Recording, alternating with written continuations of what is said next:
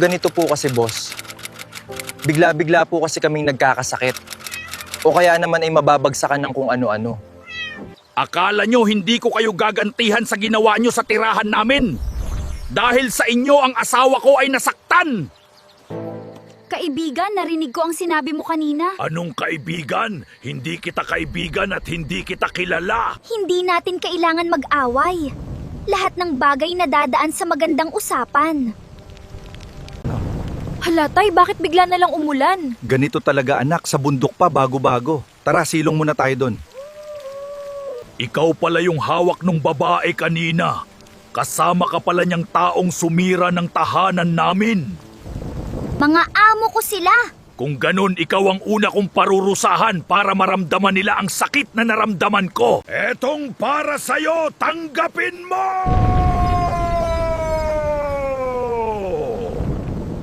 Tapos ka na!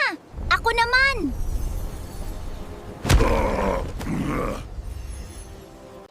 Patawad kung hindi ko kayo agad nakilala.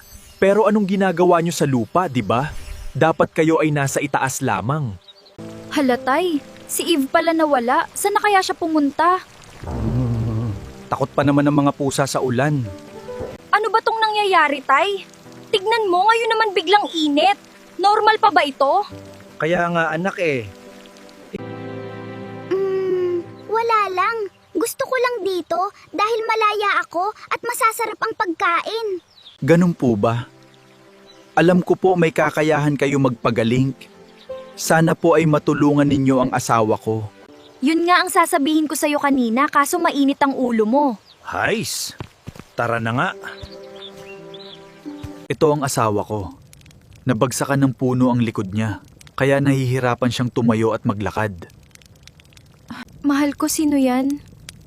Huwag kang mag-alala, mahal ko. Gagaling ka na.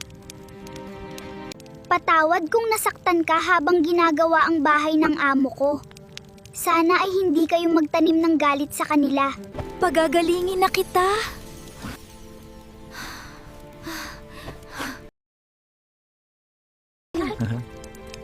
Maraming salamat, kaibigan. Paano? Alis na ako? Baka hinahanap na ako ng amo ko. Eve, nasaan ka na? Magpakita ka na. Buti naman nagpakita ka na, Eve, at maggagabi na. Tara, umuwi na tayo at nagugutom na rin ako. Ako rin po, Tay. Tara na. Buti na lang at napaghandaan ko ng ilang araw to na wala sila, pati na rin yung pusang itim. Dahil pakiramdam ko hindi lang yun basta pusa. May pa-vault-vault ka pa ngayon, ha? Dati drawer ka lang, pero kahit ano pang gawin mo, walang makakalusot kay Dolores. Eto na ang sagot sa masarap na buhay na inaasam ko. Makakahanap na ako ng bagong Bebe Loves na mas bata at yummy. Bye-bye! Ano kaya ang magandang gawin sa'yo?